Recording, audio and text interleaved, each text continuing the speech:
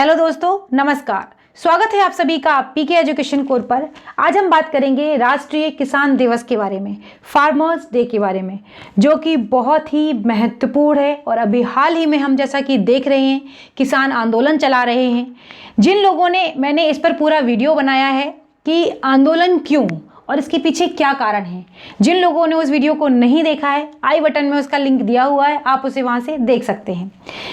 अगर किसान के बारे में बात की जाए तो ये इतना वास्ट टॉपिक है कि इस पर शब्द लिखते ही चले जाएंगे आप, कितना बड़ा भी टॉपिक लिख सकते हैं। लेकिन जो किसान दिवस है, इससे संबंधित या फिर आपके मेंस में जो एग्ज़ाम आएंगे, उससे कई हद तक ये उम्मीदें करी जा सकती हैं कि किसान आंदोलन से संबंधित क्वेश्चंस मेंस में आ सकता है इस बार। राष्ट्रीय किसान दिवस इसलिए महत्वपूर्ण है क्योंकि 23 दिसंबर को मनाया जाता है हर साल। इसीलिए 23 दिसंबर के दिन किसानों को किस तरीके से उनको थोड़ा मोटिवेट करना चाहिए, उनके लिए और क्या क्या जो सरकारें हैं वो क्या क्या काम कर सकती हैं, उन्हीं सारी चीज़ों को आज देखेंगे। और फार्मर्स डे पे क्या हमें करना चाहिए वो भी देखेंगे। देखिए, भारतीय जो किसान है, भारत एक कृषि प्रधान देश है जैसा कि हम सभी जानते हैं, और लगभग यहाँ की आधे से ज़्यादा आबादी कृषि कार्यों में संलग्न है। लेकिन बात सबसे बड़ी ये आती है कि कृषि कार्यों में संलग्न होने के बावजूद भी किसान बहुत दुखी रहते हैं, क्योंकि उनको उनकी फसल का या उनको उनके मेहनत का पूरा फल नहीं मिल पाता है। उसका रीज़न बहुत सारे कारण हैं। कुछ मानवीय रीज़न है और कुछ प्राकृतिक रीज़न है। मानवीय रीज़न में अगर मैं बात करूं तो अगर किसान अपनी फसल को मंडी तक पहुंचा देता है सही सलामत, तो कई बार उनको उचित मूल्य नहीं मिलता है। और अगर मैं प्राकृतिक की बात करूं तो कई बार भारतीय कृषि, जैसे पहला स्टेटमेंट यही होता है कि भारतीय कृषि मानसून का जुआ है। अगर बारिश, ओले या कोई भी ऐसी प्राकृतिक घटनाएं हो जाती हैं तो कृषि पूरी बर्बाद हो जाती है। किसान की फसल पूरी खड़ी खड़ी, कई बार बहुत अच्छी फसल होती है, और देखते ही देखते अगर बारिश आ गई या ओले पड़ गए या बेमौसम कुछ ऐसा हो गया तो पूरी बर्बाद हो जाती है। तो भारत में किसान एक कृषि प्रधान देश है, और यहाँ पर किसानों के लिए ही कम व्यवस्थाएं देखी जाती हैं। किसान हमेशा ही परेशान रहते हैं, यहाँ पर ऐसा अक्सर कर देखा गया है। चाहे वो आज़ादी के पहले की बात हो, आज़ादी के बाद की बात हो या अभी की बात हो। हालांकि बहुत बड़ा एक अंतर आया है कि किसानों की आय में अब थोड़ी सी वृद्धि हुई है। जैसा कि 2015 में श्री प्रधानमंत्री नरेंद्र मोदी जी के द्वारा ये बात कही गई कि किसानों की आय को दुगना किया जाएगा 2022 तक।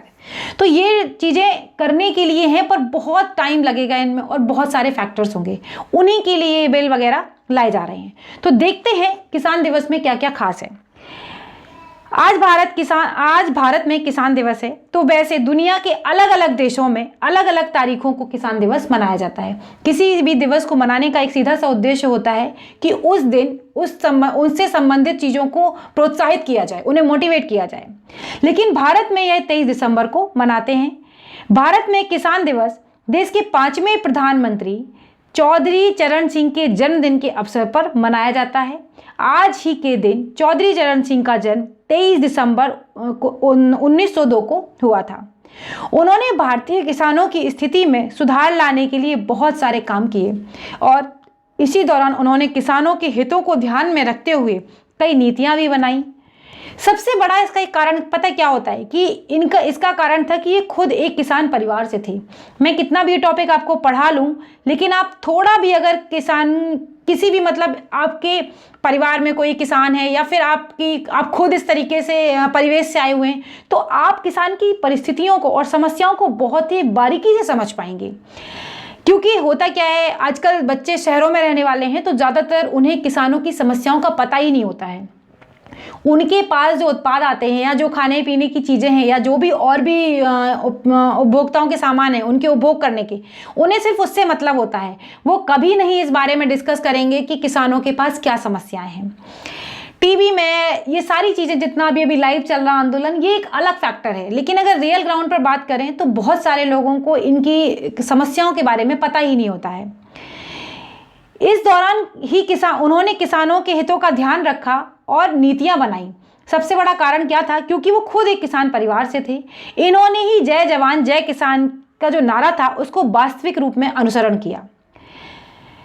और तब से लेकर किसान दिवस की स्थापना 2001 में की गई थी।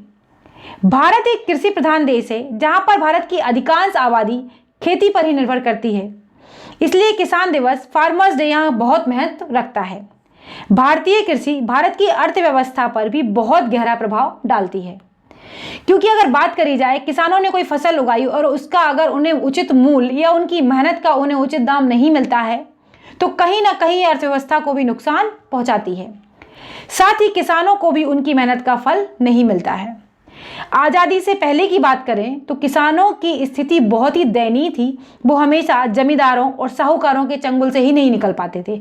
होता क्या था, अगर कोई खेत उन्होंने लिया काम करने के लिए, उसके बाद फसल बोने के लिए भी उन्हें कुछ बीज वगैरह चाहिए, उसके लिए भी उन्हें पैसे चाहिए होते थे, तो वो फिर साहूकार के पास जाते थे और इसी पूरे चंगुल में वो फंसे रह जाते थे। अगर कृषि खराब हो गई तो फिर वो ना इनका चुका पाते थे ना इनका चुका पाते थे और हर बार ऋण पे ऋण वो लेते रहते थे। इसके लिए अनेकों आंदोलन चलाए गए, जैसे खेड़ा सत्याग्रह, नील आंदोलन, दक्कन विद्रोह, मोपला विद्रोह और कूका आंदोलन। हमने जब आधुनिक भारत आपको पढ़ाई थी वहां पर ये सारे आंदोलन के बारे में डिस्कस किया हुआ है। आज़ादी के बाद बहुत सारे काम हुए और बहुत ज़्यादा फायदा तो नहीं कहेंगे, लेकिन फिर भी किसानों की स्थिति पहले से बहुत बेहतर हुई और भारत एक कृषि प्रधान देश हुआ है ही पहले से। और इसमें सबसे बड़ी बदलाव ये चीज़ आया कि हम कई खाद्यान्नों में आत्मनिर्भर हो गए।